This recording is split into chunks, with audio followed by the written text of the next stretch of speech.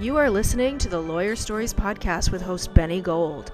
Lawyer Stories was founded in July 2017 and is an expanding global network of lawyers and law students sharing their personal journeys to the noble profession of the practice of law. Join us on this podcast as we dig deeper into these stories and hear from lawyers and law students from around the world in all areas of the legal profession. Here at Lawyer Stories, we believe that every lawyer has a story. What's yours?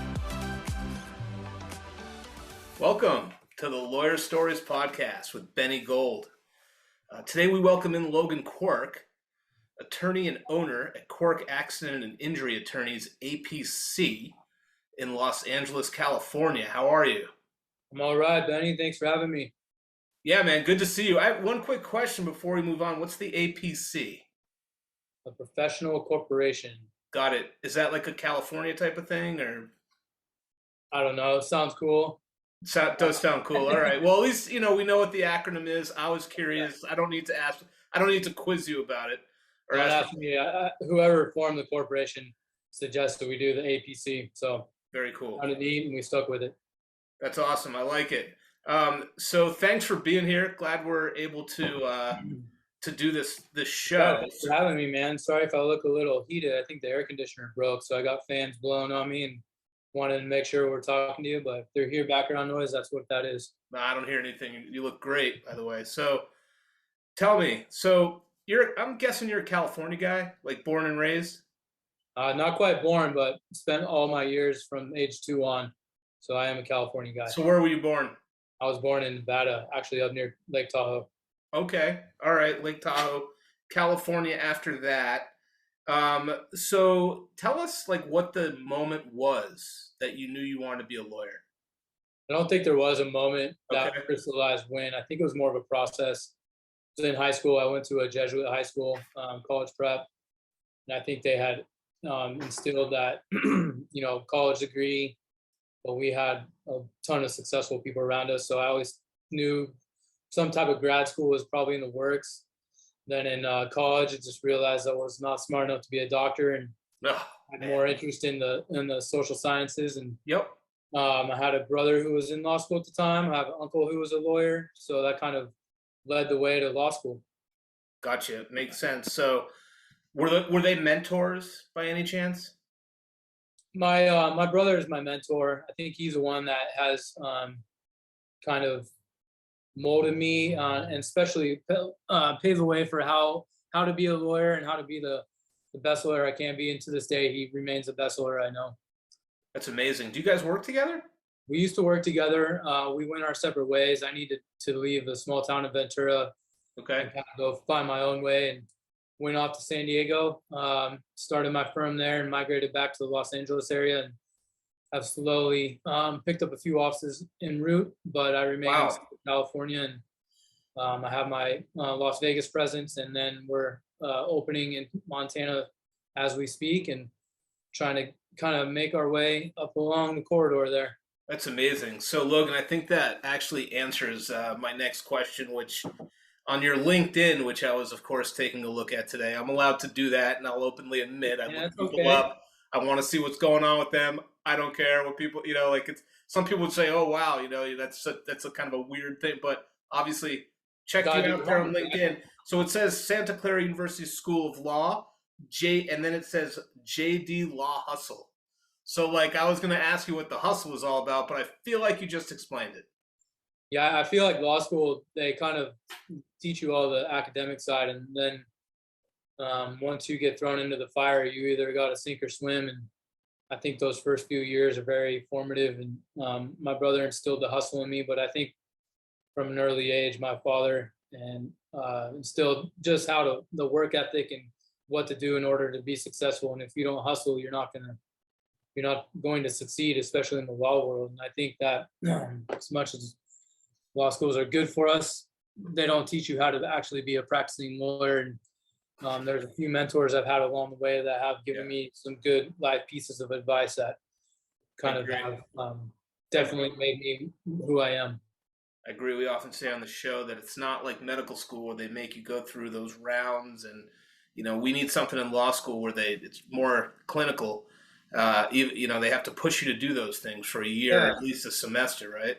I think they're doing a better job recently. I have a few guys under me that are in law school, and I think they're doing a few more internships, but I don't know what the current status is. I hope that there is a more of a push to get some more professional training, not just the academic side. Otherwise, they're not going to produce good lawyers. Maybe smart ones, but well-rounded lawyers would be, I think, better suited coming out of law school. So what does hustle mean to you? Just keep grinding, working hard, take it on the chin every so often, not being scared to fail, pick yourself back up and keep pressing, keep pushing. Yeah, love it. That's funny. I probably wrote that LinkedIn profile maybe 10 years ago, and I don't think I've updated it, but I think it's apropos given where we're at with today. Yeah, no, I get it. That happens sometimes. I'll ask people about their website, and they look at me like, oh, man, don't ask me about my website. I haven't looked at it in 10 years. It's all good. So what was your first job out of law school? First job out of law school I went and worked with my brother. Okay. In Ventura, California. I think I graduated in 2008, right as we call it the first pandemic, right as the boom or the crash, the real estate crash was happening, and a bunch of law firms were folding up.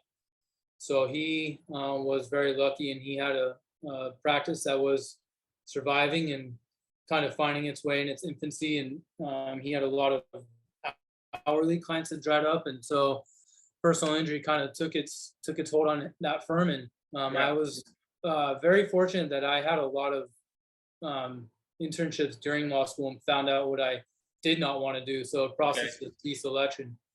Gotcha. Personal injuries kind of sneaked its teeth in me, and I've never let go of it. And I find work very rewarding. I mean, there's always ups and downs and lows, and trying to find the joys of doing law every day. But to this day, there's not another area of law I found more intriguing and something that I can come to work every day and be able to keep smiling and keep doing what I do.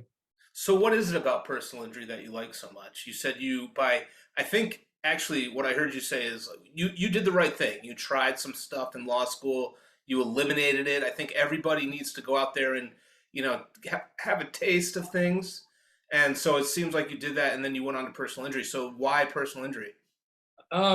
Personal injuries, I think there's a variety of reasons. One, the cases aren't all cookie cutter. I mean, there's some that have the same fact patterns and you kind of go through the motions, but you can get a variety. You get that spark again where you're helping out people. I've always been instilled with always do something with a greater purpose, and helping out people was something that was just hammered into me from high school on. Serve others, be a man for others. And I think as long as you're helping out people, you can always find joy. And I'm not going to lie, there is a good paycheck involved in personal injury. Yeah. There's not much of a ceiling, so it's always nice to be able to make some money, help out people. And the other part is being my own boss. Like today, I got to do a podcast, but before I got to go take a couple hours and go outside and rediscover the Los Angeles hiking trails around Dodger Stadium. It's amazing. It's amazing. I'm very fortunate, and I like what I do. And when it becomes a job, then I'll pack up and walk away and find something else that kind of ignites my spark. Love that. And like you say, there's no ceiling. It feels like in California, man, like these attorneys are recovering like millions and millions and millions of dollars. I feel like there might be a cap in some states or something. I think I don't know. I think there's I shouldn't say there is no ceiling, because I mean, if you're doing this to make that money, or you're looking at who's getting those verdicts and trying to one up, I think we're in it for the wrong reasons. So I'm happy to see those people hitting and nailing the insurance companies, because those insurance companies deserve it. Those people that are getting those verdicts deserve it. Right. But you never want to be caught up keeping up with the Joneses type mentality. And once you start living that mentality, I think you're doing it for the wrong reasons. But it is nice to see those guys hanging those 7, 8-figure, 9-figure verdicts on the insurance companies. It's wild. So, like, what advice do you have for an attorney who wants to start their own firm? And today, I don't know, because back when I was doing it, I had no money and lots of time. And you and I were talking about another podcast I was just on with Chris Fryer. I told him, I just went out and started meeting people, and I figured I would go meet the people who could probably start sending me cases, doctors and lawyers, Right. taking just reject cases that, you know, a lot of attorneys didn't want to take on, and just trying to do the best with what I could do, and shaking hands, making relationships. And to that day, I still have relationships with those people that I met. So when I was in San Diego, I was just going around every chiropractor I could think of. You know, someone would be like, "Yeah, we'll definitely help you out." And never heard from them. Right. But, you know, like, it's a sales thing. It's almost like maybe 2 out of 10 you'll hear from. And I did see that little piece of the interview with Chris, where you did say you went around and you talked to doctors and you said, hey, you know, you introduce yourself and that sort of thing. That's sort of a true hustler spirit, right? It's just the numbers game. You know, at some point you hope to establish a relationship that will last you. And to this day, I still have a few relationships with people that we just do business together. And it's always hard to find those true relationships that are not just business, but a professional and a friendship type referral networking relationship. So it's nice to be able to have those power partners. For sure. So what do you think? And I feel like you're a true entrepreneur. What's some advice you can give to an entrepreneur? Go out and try and be true to yourself. I think a lot of us get caught up in trying to be someone we're not. And that was something I struggled with. And sometimes you see other people doing things that look successful, and the most successful you're going to be is when you're comfortable in your own skin and you're doing things that you want to do it. Sometimes you do have to conform to a certain stereotype, but as long as you be true to yourself and go out and just keep grinding and keep trying, and don't let people tell you you're not going to be successful. I have a story about this professional organization that I tried to join, and people said, hey, we don't think you're ever going to be able to refer us cases. And then I saw them in court 3 years later, and I got to remind them of that little denial that they told me I wasn't really successful. So, you know, as long as you keep trying and keep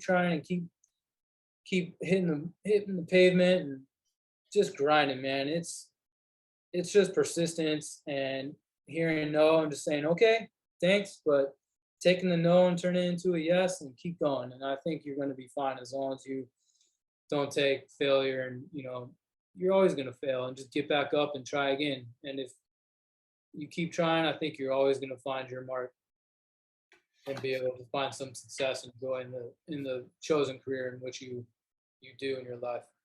Yeah, I think that's great advice, Logan. Thank you. So what does Quirk Accident Injury Attorneys stand for? We are a small boutique firm. We treat our clients like family. We like to listen to our clients. We prepare diligently, and most importantly, we deliver results for our clients. That's awesome. So what would set you apart if somebody's searching for an attorney from other attorneys in LA? I know it's got to be pretty competitive out there. Yeah, I mean, I'm in one of the probably most saturated markets in the country. It's always a hard question, that what sets you apart.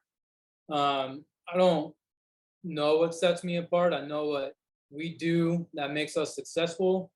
Like I said, we're boutique. We treat our clients like family. I probably touch almost every case.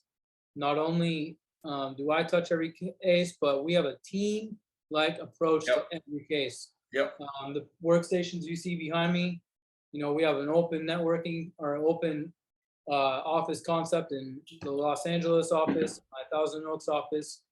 We work together, we coordinate together, we collaborate together, and we make sure that we have our clients' interests at heart, and we understand their expectations, and then we put in a plan, we push that plan through, and then we get the results that our clients want, and we do it in a fast and efficient manner and try and have fun in the process.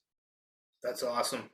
So, well, your website does say, here comes the website comment, we listen, we prepare, we win. So that's what you're just saying. Like, you listen to your clients, you prepare what you have to, and you go out and win. You do the best you can. You win.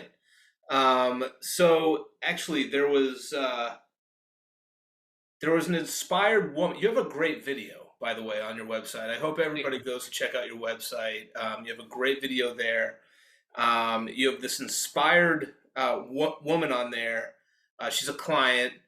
And she said, what I caught her saying was like, you made her be a better person. I don't know if you recall that. I know people don't go to their own website every day.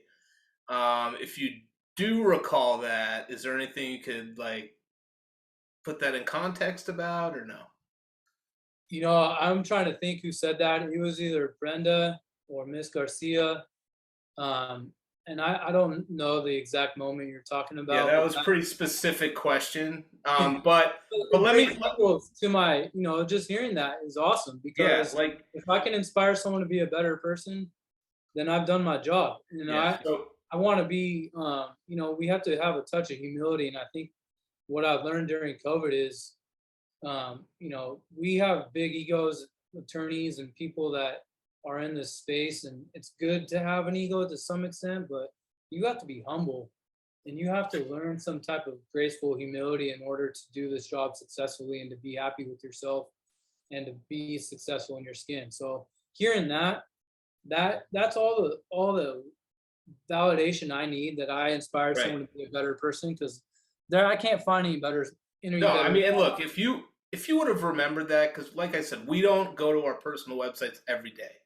Right. So like if you actually would have remembered that, I would have been pretty impressed. But I did actually want to bring out the point that somebody literally said that their personal injury attorney made them a better person.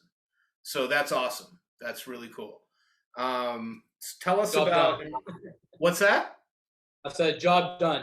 Job done. So tell us about embracing change and like the remaking of the Quirk Law Group.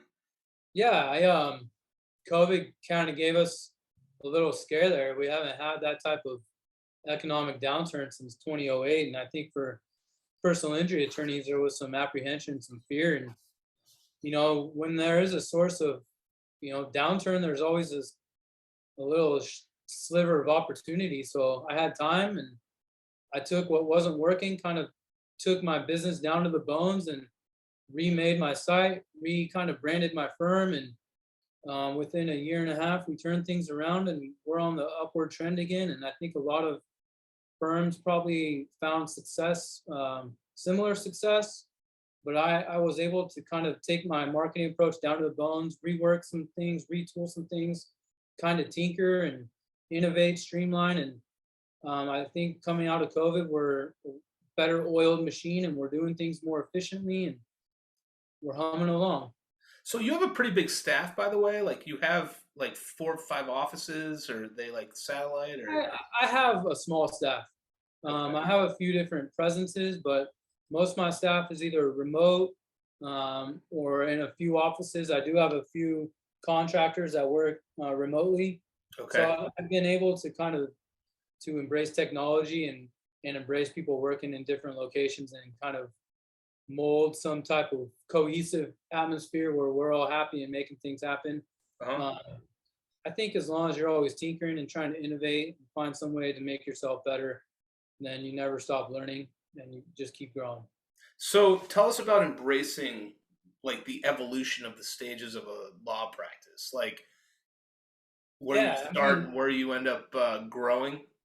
I think I was looking at it, and this is my 14th year being an attorney. I think there's different evolutions of how I was an attorney when I was the new attorney with so much passion and just dogged persistence. And then I think there was some lows where you're like, man, this is tough to get through. There are definitely some times where you're just like, it's a grind and it's not as fun as it should be. And then you have to just rediscover that passion. And now just being able to find the little things that bring you joy, because as you grow, there are definitely things that you enjoy more, whether it's growing the business, whether it's being a trial attorney, or whether it's being a litigation attorney, or whether it's going out and doing the marketing. There's things that I think as we grow in our business, people are more attracted to and kind of gravitate to. So I think it's finding that joy within your business and being able to say, hey, this is where I'm at in my stage of my career, and just embracing it and being who you are and just making sure that you are always coming in with that joy. Because if it's a job, then you're not going to find that joy in practicing law or whatever chosen career you have for yourself. What's your favorite piece of it all? Right now, I'm enjoying trying to establish a new business in another state. It's kind of going hand in hand with some personal change that I have embraced. I have gotten a little bit, just enjoying some personal growth. Good. And I'm kind of coincidentally grown in Montana with a new goal in mind to establish a office there. So it's coinciding with some personal change that I've made in my life. So that's the part I'm embracing, and being able to let my staff kind of take up some of the slack and grow and see where they're coming in their evolution of where I first started hiring them to seeing them go through law school and being the old guy on the block, like back when I was in law school. And man, don't it? No. We won't say that you're old. Come on, man. Well, hey, I mean, law school was 15 years ago. So if I can give them some piece of advice without being the old guy in the room, then hopefully I'm helping them out. But it's nice to see people growing and coming into their own. That's good. That's what makes a good boss, actually. Somebody who wants to help other people establish themselves, grow, and come into their own. So I think that's an amazing statement, because a lot of people don't have, supervisors who want to see that. They just want to keep them in the same place forever. So that's cool. So that means you're a good boss. I hope so, man. I like to hear that, and I hope that they all say the same thing. I try and foster a team-like environment. Yep. When I eat, we all eat. We have fun doing our jobs, and it's not a job anymore. It's a process and an evolution, and it's a journey. Oh, you guys will be eating. Come on, man. I've seen some of those California verdicts. You'll be eating steak for dinner. All right. Yeah, steak's a good thing unless you're a vegan or vegetarian. Oh, my bad. All right. Hey, I might be a California boy, but I like my meat. There you go. All right. So, how do you rediscover like a spark to like ignite your passion, and like how do you do that? I think COVID kind of made me rethink where I was, and along with rebranding my office, I had to rediscover what I liked. And building the business is, you talk about what you like and where you fit into the process, or where you fit into the stages of your career. At this point in my career, I'm really liking building a business and having fun rebranding my business and kind of seeing the growth from COVID take shape. And that reignited my passion, because there was a scare there. I mean, once you get comfortable, and COVID kind of gave us all a scare, like, oh shit, excuse my French, but there was some serious downturn, and like where I was looking at the numbers, like, it's time to go out and start hustling again, and not get comfortable. And that forced me to build up the business again and reestablish some relationships and reallocate some resources and tear some stuff down and rebuild some stuff back up. And in that compelled or forced rebranding, or whatever you want to call it, I found, hey man, I really like doing this.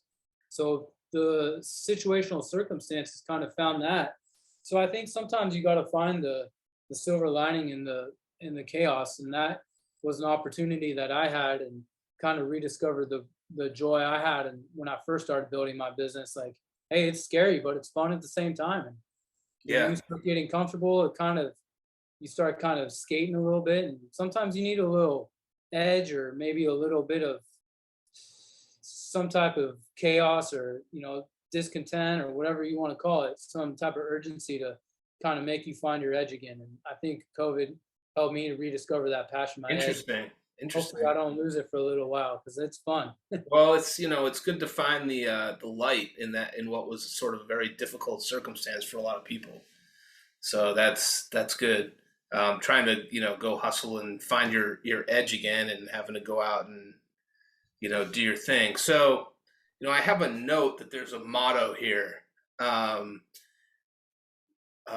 work hard, play hard, pray hard, Father Stiegler's motto and living the fourth. Yes. You asked me for something, and I wanted to touch on this. This is part of the graceful humility. When I had the privilege of going to a private high school, my parents worked hard to put us where we were, and I'm very privileged to have gone to a school that kind of paved the way for who I am today. So I went to a Jesuit Catholic school, and won't find myself a super religious person, but I did take away a lot of gems from that school. And one of them was our principal, Father Stiegler. The incoming freshman class, he memorized every student's name, went up and shook their hand. And his motto was work hard, play hard, pray hard. I might be kind of slacking on the pray hard part, but it's something that stuck with me. Work hard, play hard, and find some type of whatever it may be, spiritual, Zen, religion, humility, whatever is going to be that piece that's going to humble you, to kind of remind you that, you're here on this earth to do a good thing, and you have to be gracefully humble. I think COVID humbled me again. It was nice to rediscover the humility and the human side of things and say, shit, we're all in this together, man. And that living the fourth, that goes back to a retreat we did in high school. It's called Kairos. On the fourth day, you make promises on the retreat to continue to serve others. And anyone that's been on the retreat, you'll say live the fourth, and that means just stay true to the promises you made on the fourth day of the retreat. It's something that we all remind ourselves to do, because it reminds us to be humble and be people for others and serve others. And if you can remind yourself to do that, you can be humble, you can be good, and you can achieve a high degree of success in any chosen field, whether it's someone that's a park ranger, whether it's an attorney, whether it's whatever, name the profession, name the trade, name the craft. There is a high degree of success, and there are different factors which qualify success. And I think we all have to remember that as long as you're having fun and serving a higher purpose, then you will have a good and rewarding career. That's awesome. Love that, Logan. Did we forget anything today? Do you want to say anything else to the Lawyer Stories community? No, I want to thank you. I love what you're doing. Thank you. Build the listserv and build the IG success, and seeing everyone come up and being a resource for others. I'm part of a few other listservs, and yours is growing like wildfire, man. So Benny, thank you for having me on today. Thank you. And I like to see the success that you're building, and appreciate giving us a platform to share our stories, and seeing other people thrive in this space is really inspiring. It's really nice, Logan. I really appreciate that. And it was really a pleasure to connect with you. I hope we stay in touch. And if there's anybody that you ever see that you want to connect with, it seems like you're doing things really well on your own. But if you see anybody through Lawyer Stories that you want me to connect you with that I might know, I'd love to do it. That's what I like to do. I like to connect people. So thanks so much for coming on and sharing your story, giving us some advice, and talking about your firm. We appreciate it. All right, I appreciate you, and we'll be talking to you soon in the future. Yeah, for sure. Stay there, and everybody else, wherever you are in the world today, enjoy yourselves.